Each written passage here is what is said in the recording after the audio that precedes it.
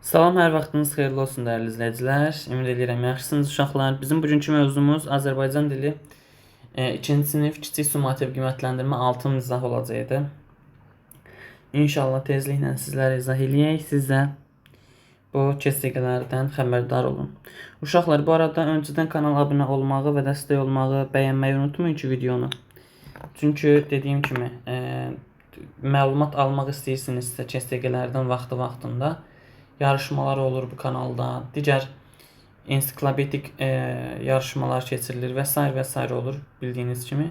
Elə isə siz də faydalanmaq üçün izləyin. İlk sualımız belədir. 1-ci 5-ci suallar mətn əsasındadır. Mətni oxuyaq və tapşırıqları yerinə yetirək. Timsahlar isti yerlərdə yaşayır. Əsasən suda yaşasa da tez-tez quruya da çıxırlar.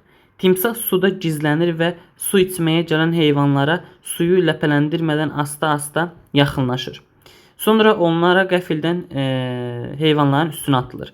Boğazından yapışıb onu suya çəkir. Timsah ondan böyük heyvanları ovlaya bilir. Yəni özündən daha böyük heyvanları ovlaya bilir. Möhkəm çənə dişləri ona ağzını geniş açmağa imkan verir. Timsahlar bir şey yeyəndə gözlərindən yaş gəlir. Bəzi sadəlövh adamlar düşünürlər ki, timsah yediyi heyvanın halına acıyır. Yeri ağlaya-ağlaya deyir, məni bağışla, yazığım gəlsə də səni yeməliyəm. Təbii ki, bu düz deyil. Sadəcə timsah ağzını çox geniş açdığı üçün yəni özünü gücə salır və gözündən su gəlmiş olur. Bunun nə ağlamaqla, nə də rəhimdilliklə heç bir əlaqəsi yoxdur. Məhz buna görə də timsahın göz yaşları ifadəsi məsəl kimi işlədilir. Başqasına zülm edəndə sözdə yalandan onun halına acıyanda deyirlər ki, filan kəs timsah kimi göz yaşı tökür. Çox maraqlı hekayə idi, açıq mən də bir şeylər öyrəndim. İndi uşaqlar keçsək suallara. Sual 1 belədir. Mətndə hansı məlumat yoxdur? Timsah su içməyə gələn heyvanlara ovlayır. Bu var. Timsah suda quruda yaşayan heyvandır. Bu da var. Timsah yumurta qoymaqla çoxalır. Timsahlar isti zonalarda yaşayır. Timsah isti zonalarda yaşayır, amma düzdür. Timsah yumurta qoyur uşaqlar. Amma burada mətndə yumurta qoymaqla bağlı heç bir məlumat yoxdur. Ona görə də cavab C variantıdır. Sual 2. Timsahların ovunu yeyərkən gözündən yaş ümumiyyətlə nə səbəbidir? O yeyərkən ağzını çox açırdı da uşaqlar, ona görə. Deməli, cavab çənəsi gücə düşdüyü üçün. B variantı doğru cavab olacaq. Çənəsi gücə düşdüyü üçün. Sual 3. Timsah ovuna sakitcə kənar qəfil harasından tutub suya çəkir? Cavab boğazından. Boğazından tutur və qəfildən onu suya çəkir. Suda da boğur. Sual 4. Mətnlə bağlı hansı məlumat yanlışdır? Timsahlar özündən böyük heyvanları da olaya bilir. Düzdür. Bədii mətndir. Düzdür. İnformativ mətndir. Əsasən nəqli cümlələrdən ibarətdir. Aha. 4-də deməli timsahlar özlərindən böyük heyvanları olaya bilir. Bu düzdür. B. Deməli, bədii mətndir. Xeyr, uşaqlar, bu bədii mətn deyil axı. Bədii mətndə bildiyimiz kimi bədii təsvir ifadə vasitələrindən çox geniş şəkildə istifadə olunur. Amma burada daha çox məlumat xarakterli cümlələr var. Deməli, B yanlışdır. C. İnformativ mətndir. Düzdür? Bəli. Əsasən nəqli cümlələrdən ibarətdir. Bu da düzdür. Deməli, yanlış cavab B-dir. Sual 5. Mətnə hansı başlıq uyğundur? Timsahların qidalanması, timsahların ovlanması, timsahların göz yaşı, timsahların xüsusiyyəti. Aha. Deməli, mətnə hansı başlıq uyğundur dedik? Uşaqlar, timsahların qidalanması. Timsahların qidalanması sadəcə bir hissədə keçir. O da özündən böyük heyvanların qidalanması ilə bağlıdır və harda qidalanır. Timsahların ovlanması, bu da var. Timsahların göz yaşı, bu ən axır hissədə yanır. Amma mətni ümumiləşdirsək, bu timsahların hamısı birlikdə timsahların xüsusiyyətlərini ortaya çıxardır. Yəni, doğru cavabımız nə oldu? D variantı olmuş oldu. Növbəti sualı keçirdək. Hansı atalar sözü dostluğa aiddir? Ana ürəyi dağ çiçəyi. Yalançının evi yandı, heç kəs ona inanmadı. Dostlar gündə tanınar. İt hürər, karvan keçər. Elə dost sözü orada varsa elə dostu götürəcəksiniz uşaqlar. Dostlar gündə tanınar. C variantı doğru cavab oldu. Sual 7. Hansı cümlədə toplu isim verilmişdir? Toplu isim nədir? Yəni cəm şəkilçisi qəbul etməyən, yəni edə də bilər, amma nadirən çox vaxt etmir və cəm şəkilçisi qəbul etmədən böyük bir çoxluq bildirən isim. Həyətdə uşaqlar futbol oynayırdılar. Birinci uşaqlar toplu isim deyil. Uşaqlar cəm isimdir. Ona görə bir yoxdur. Bir yoxdursa B və D variantları getdi. Gənclər banklara hazırlaşırdılar. İki də yanlış. Çünki ikidə nə olsun? İki də cəm isimdir, toplu deyil. Deməli 1-2 getdiyinə görə cavab elə variantı qalır. 3 4 5. Azərbaycan ordusu, bəli, ordu, çoban sürünü otlağa apardı, sürü. Xalq ayağa qalxdı, burada da xalq. 3 4 5 doğru cavab A variantı. Sual 8. Hansı hadisədə nəzakətli ifadələrdən istifadə edilmir?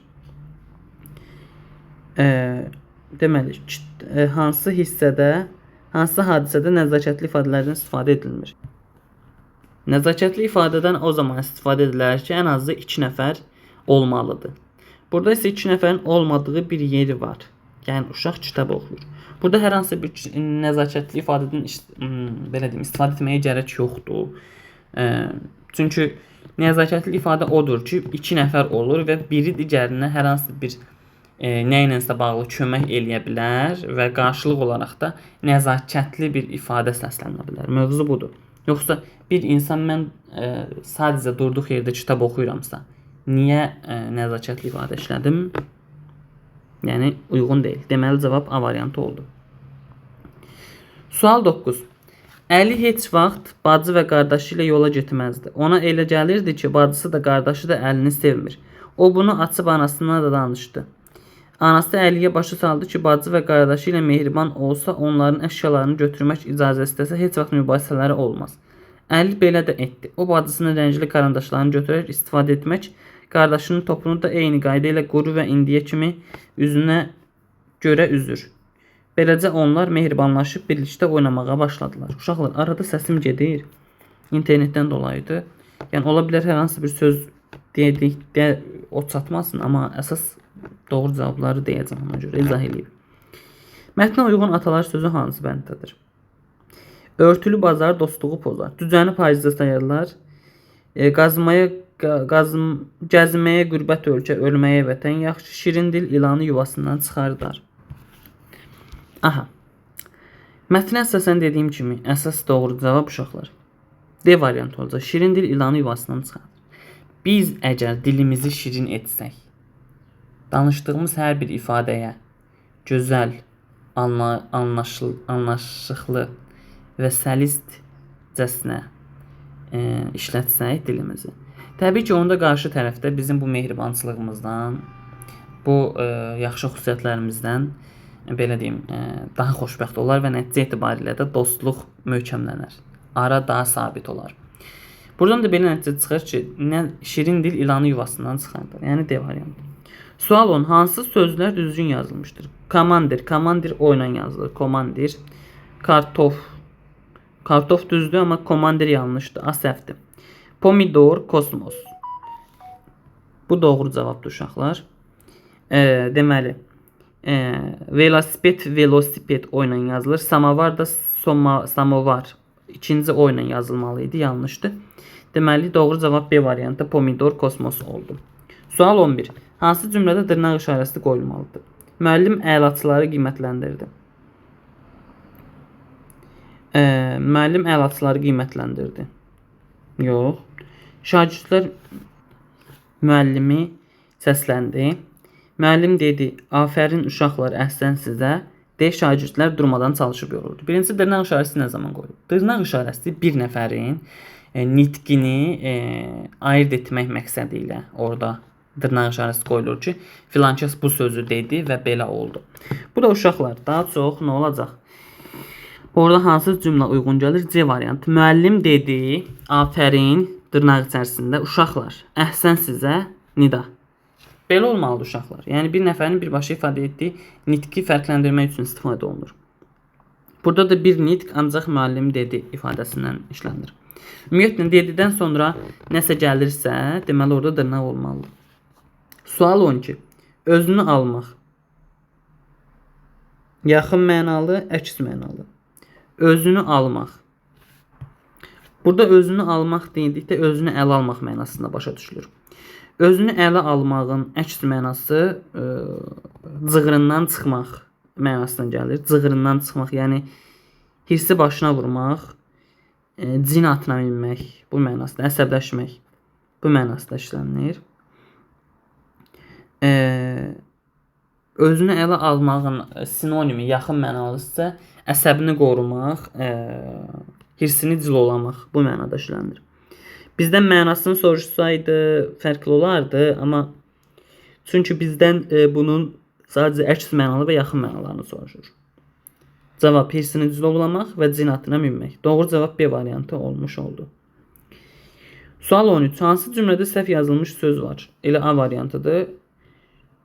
Şokolad çox yemək sağlamlığa ziyandır. Şokolad yox, şokolad. Şokolad. Cavab A variantı oldu. 14-cü sual. Hansı cümlədə nəzakətli ifadə var? Qəzadan sonra yolu açdılar.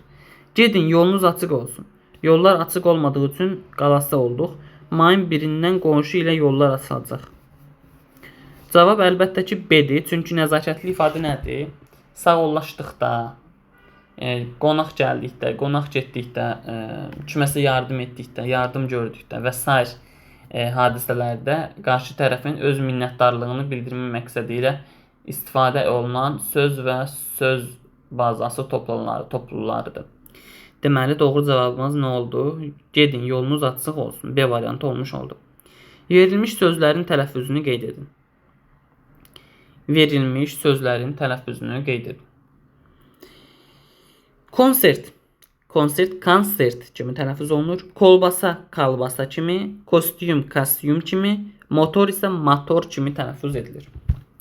Konsert, kolbasa, kalbasa, kostyum, motor. Bu cür. Sonuncu sual. Uyğunlaşdırın. Yadelli. Düşmən, mehdər. Ata baxan adam, təmsil etmək, tanıtmaq, baytar, heyvanlara baxan həkim. Deməli, yadelli, düşmən 1-ə C, 2 mehdər, ata baxan adam A, təmsil etmək, tanıtmaq, baytar, heyvanlara baxan həkim. Belə. Belə dəyərli izləyicilər, ümid edirəm bəyənmiş olarsınız. Sağ olun, salamat qalın. Gələn dərslərdə və testlərin izahında görüşmək ümidi ilə. Sağ olun uşaqlar.